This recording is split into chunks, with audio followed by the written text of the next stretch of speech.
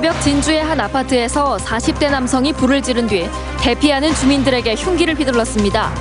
12살 여자 어린이 등 주민 5명이 숨지고 13명이 부상을 입었습니다.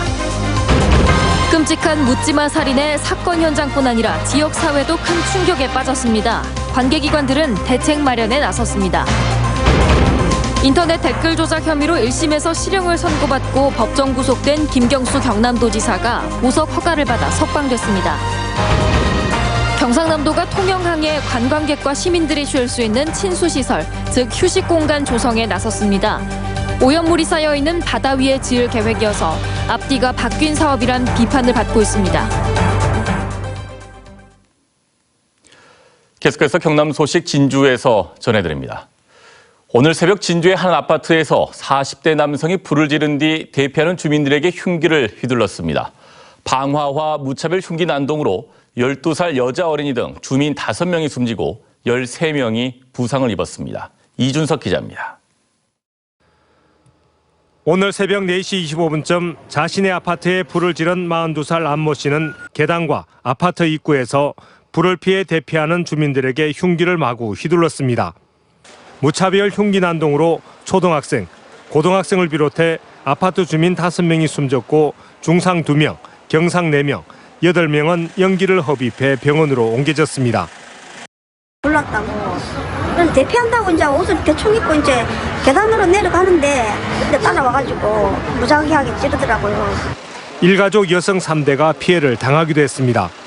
12살 어린이와 할머니는 목숨을 잃었고 어린이의 어머니도 흉기에 찔려 부상을 입었습니다. 아이의 아버지는 불이 나자 가족들을 먼저 내려보내고 이웃들을 대피시킨 뒤 계단을 내려오다 참변을 당한 아이와 어머니, 아내를 발견했습니다. 내가 같이 내려가지 몰라. 이런 일이면 내가 죽었을란 건 모르건데. 내가 미친놈도 아니고 내가 능구한다. 경찰 조사 결과 안 씨는 조현병을 앓았던 것으로 확인됐습니다. 특히 숨진 18살 최모 양을 상습적으로 위협하고 주민들에게 난동을 부렸던 것으로 드러났습니다. 참다 못한 주민들이 최근 경찰과 진주시에 신고하기도 했습니다. 베란다 문을 열고 감을 열고 육도 못 짜서 하니까 제가 볼 때는 그 사람이 언제나 다른 것 같아요. 유족들은 경찰과 보건당국이 좀 더 적극적으로 대처했다면 사건을 막을 수 있었을 거라고 분통을 터뜨립니다. 검거 과정에서 경찰은 안 씨에게 공포탄과 실탄, 테이저건을 발사했지만 제대로 마치지 못한 것으로 드러났습니다. 경찰이 대치 끝에 안 씨를 검거했지만 현장 대응을 제대로 하지 못한 것 아니냐는 지적이 나옵니다. 경찰은 전담팀을 꾸려 정확한 사건 경위와 범행 동기를 조사하고 있습니다. MBC 뉴스 이준석입니다. 끔찍한 묻지마 살인의 사건 현장뿐 아니라 지역사회도 큰 충격에 빠졌습니다. 관계기관들은 긴급 지원반과 비상상황실을 꾸려 추가 피해를 막고 심리치료를 돕는 데 나섰습니다. 김태석 기자입니다. 참혹한 방화와 흉기 난동 현장은 하루 종일 뒤숭숭했습니다. 소방과 경찰, 언론들이 아파트 주변을 꽉 채우며 어수선한 가운데 주민들은 출입까지 자제했습니다. 특히 평소 피해자들을 잘 아는 이웃 주민들은 안타까움을 감추지 못했습니다. 애들은 도서관에도 자주 오고 한 애가 있었는데 애도 그렇게 그래서 마음이 참 안타깝네요. 피해자와 인근 주민들의 보호와 지원을 위해 관계기관들은 비상대처에 나섰습니다. 경남도청은 박성호 도지사 권한대행 주재로 긴급대책회의를 열고 관련 부서를 중심으로 긴급지원 대책반을 구성했습니다. 경남교육청과 관련 학교들은 비상상황실을 꾸렸습니다. 특히 피해 학생이 다녔던 학교 교실에서는 수업도 제대로 이루어지지 못했습니다. 전문 상담사와 임상심리사를 대기시키고 외상 후 스트레스 검사도 진행할 예정입니다. 아니고 너무 슬퍼하고 이렇게 해가 있기 때문에 하루 정도는 아이들 감정을 편안하게 좀 해줘야 되겠다는 판단이 있어서 오늘 당장 투입은 안 하고요. 특히 인근 지역의 주민이나 학생의 정신적인 추가 피해가 없는지 조사하고 그 대응책도 마련하고 있습니다. MBC 뉴스 김태석입니다. 인터넷 댓글 조작 혐의로 1심에서 실형을 선고받고 법정 구속된 김경수 경남도지사가 보석 허가를 받아 석방됐습니다. 구속 77일 만입니다. 이상훈 기자입니다. 김경수 경남도지사가 항소심 재판부의 보석 허가를 받고 구속 77일 만에 석방됩니다. 어떤 이유에서든 경남도정의 공백을 초래한 데 대해서는 우리 경남도민들께 진심으로 송구하고 죄송하다는 말씀을 드립니다. 아울러 어려운 경남을 위해서 도정에 복귀할 수 있도록, 그리고 도정과 함께 항소심 재판 준비에 최선을 다할 수 있도록 보석을 허가해 주신 재판부께 함께 감사드립니다. 김 지사는 도정을 수행하면서 진실을 바로잡겠다며 곧바로 관용 차량을 타고 출발했습니다.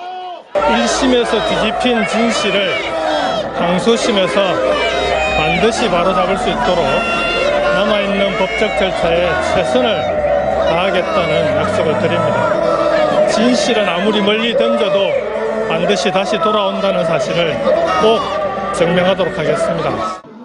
재판부는 보석과 함께 조건을 달았습니다. 주거지인 창원에 거주해야 하고 사흘 이상 주거지를 벗어나거나 출국할 땐 법원 허가를 받도록 했습니다. 또 재판과 관련된 사람을 만나거나 연락해서는 안 된다고 명하고 보석 보증금으로 2억 원을 설정했습니다. 그러나 주거지 제한은 가택연금 수준이 아니라 주거지를 사흘 이상만 벗어나지 말라는 것으로 도정 활동엔 전혀 지장이 없습니다. 김 지사는 당초 오늘 저녁 도청으로 복귀해서 부지사로부터 현안 보고를 받을 예정이었지만 석방 시간이 오후 5시로 늦어져 관사로 향합니다. 김 지사는 내일 부지사 현안 보고 후에 간부 회의를 열고 도정 업무를 시작합니다. 그러나 대우조선 매각과 제2신항 등 현안이 산적해 있지만 당장 오는 25일 등 매달 2번씩 법원에 출석해야 합니다. MBC 뉴스 이상훈입니다. 김경수 지사 보석 허가 관련해 더불어민주당은 형사소송법의 대원칙과 관련법 조항에 따라 보석 결정을 내린 법원의 현명한 판단을 존중한다고 밝혔습니다. 반면 자유한국당은 공정한 재판을 포기하겠다는 대국민 사법 포기 선언이라고 비판했고, 바른미래당도 법원의 어불성설 결정에 유감을 표한다고 밝혔습니다. 정의당은 진공 상태였던 경남도정이 하루빨리 회복되길 바라며 경남도민들의 우려가 조금이나마 불식되길 기대한다고 입장을 밝혔습니다. 경상남도가 통영항에 관광객과 시민들이 쉴 수 있는 친수시설, 즉 휴식 공간 조성에 나섰습니다.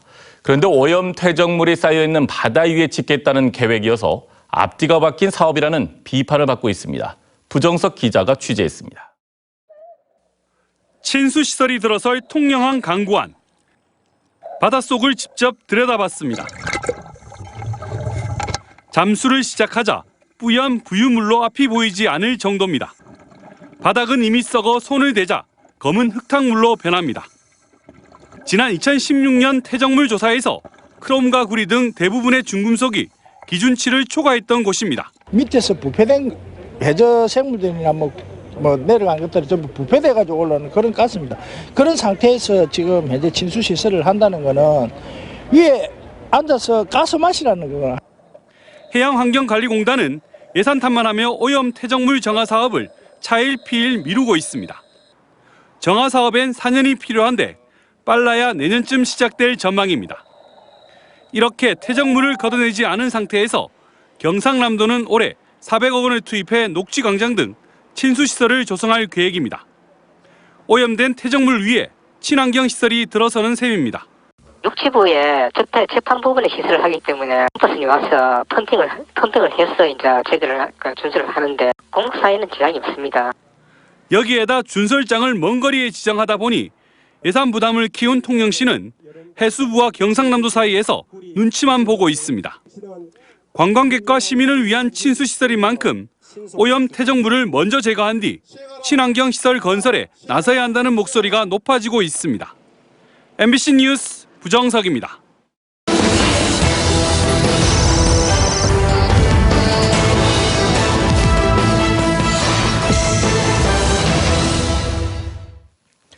다음 소식입니다. 정의당 진주시위원회가 한국국제대 문제에 대해 성명서를 내고 사학비리로 내부에서 홍역을 치르고 있는 한국국제대학교의 정상화를 위해서는 일선 학원이 퇴진해야 한다고 주장했습니다. 위원회는 또 학생과 교직원, 교수의 미래를 짓밟고 있는 일선 학원의 행태를 성토하며 정상화를 위해 모든 정부 부처가 힘써주길 촉구한다고 밝혔습니다. 전국 시군자치군의회 의장협의회가 제217차 시도 대표회의에서 사천해양경찰서 신설 건의안을 채택했습니다. 이찬호 경남의장협의회장은 서부 경남권 해역에서 선박 출동과 기름 유출 등 해양 사고가 급증하고 있다며 신속한 대응과 치안 수요 분담을 위해 사천해양경찰서 신설을 촉구했습니다. 진주시가 안전하고 위험이 상존해온 이 진주 뒤별이 구간의 안전시설물 정비 공사를 이달 안에 마무리하기로 했습니다. 뒤별이 구간은 지난 2017년 정밀 안전점검 용역에서 낙석 발생으로 인명피해가 우려돼 수목 제거가 반드시 필요한 것으로 나타남에 따라 지난 2월부터 낙석 방지막과 울타리 설치 공사를 진행하고 있습니다. 하동군이 봄 영농철을 맞아 하동호에서 통수식을 갖고 농업용수 공급을 시작했습니다. 지난 1993년 11월 완공된 하동호는 3,151만 톤을 조수할 수 있으며 9월 하순까지 하동군과 사천시 3,155헥타르의 농지에 2천만 톤의 용수를 공급합니다. 한국토지주택공사 LH는 오늘 진주 본사 사옥에서 본사 이전 후에 추진한 지역 상생 협력 사업을 점검하고 18개 시군과 협업을 통해 지역 발전을 모색하기 위한 정기 포럼을 열었습니다. 이번 포럼은 LH 지역 상생 사업 소개와 창녕군의 옛 영산고등학교 대지 활용 방안 발표, 그리고 자유 토론 등으로 진행됐습니다. 중소벤처기업진흥공단이 오늘 대구에서 제9기 청년창업사관학교 영남권 입교식을 열었습니다. 청년창업사관학교는 혁신기술을 보유한 청년 창업가들이 유망한 벤처기업을 만들 수 있도록 지원하는 프로그램으로 현재까지 2,400명의 청년 창업가를 배출해 1조 8,500억 원의 매출 성과를 올렸습니다. 사천 바다 케이블카와 연계한 체류형 관광시설 건립 사업인 아쿠아리움 건립을 위해 민간 투자 사업 제안서를 공모한 결과 주식회사 애니멀킹덤이 단독 신청했습니다. 사천 초양도 일대 세월질 아쿠아리움의 수조의 규모는 4,000톤, 민간 투자 사업비는 165억 원가량이며 오는 6월 착공해 내년에 개장을 목표로 하고 있습니다. 지금까지 진주였습니다. 고맙습니다.